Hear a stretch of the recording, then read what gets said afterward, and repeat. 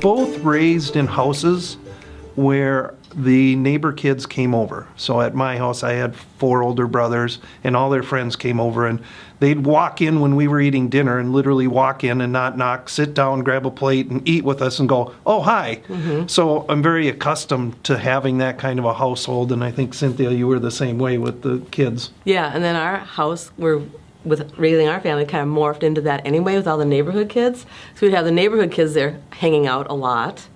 So, and then at the time when we started, there were a lot of billboards trying to get people to sign up to become foster care. And we kept, we'd drive by those and think, what would be one more? What would be one more? We have the bed, we have the bedroom, yep. And that's kind of what started it. I would say that if it's in your heart to try foster care, that you would be doing yourself a disservice not to at least go through and try it. Because you could be missing out on some of the best experiences of your life. And that is the truth. Mm-hmm. I really, really think that. If I could go back 25 years, I would still take the same path that I have taken. It definitely gave us an itch to be that was amazing. That was so great. The things we got to learn and experience that we wanted more. So we just continued with calls. We got boys, we got girls, we got babies from the hospital. We kind of had a variety of different calls and cases.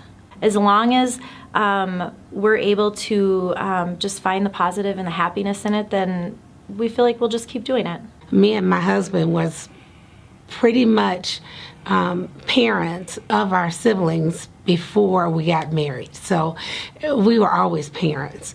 We raised our 6 sons, and then after we saw how we did that, we just naturally gravitated to taking in more children.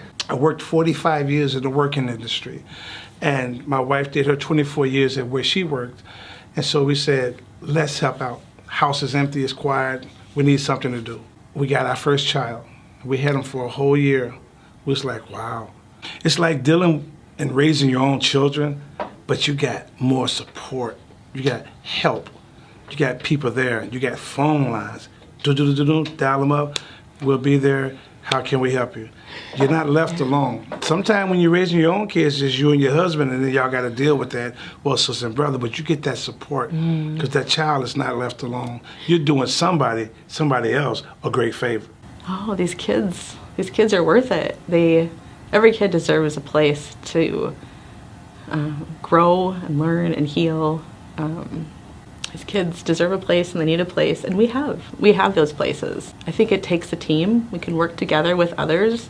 Not everybody needs to do foster care, but if a bunch of people can take kids and others can support them, I think we can work as a community to help kids and help families. Because when families are strong, our community is strong. So if we can help parents, give them the break they need, the time they need to fix their own issues so they can parent their children, I think it'll be a better place. Last year, we're going to retire. We'll retire.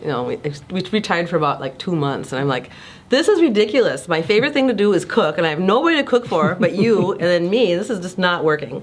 So, and it was just boring. It was dull to be home in the house by myself all day long. No, so that we had to put a stop to that. And that right after that, we got those 3 little girls. Yep. And kind of revitalized you. It did, and the one she wanted to stay with us forever, and that's so sweet to hear kids say that. Yep. Yeah, it's a good thing. Don't be afraid to put your toe in the water and start with foster care. It's so worthwhile. It is.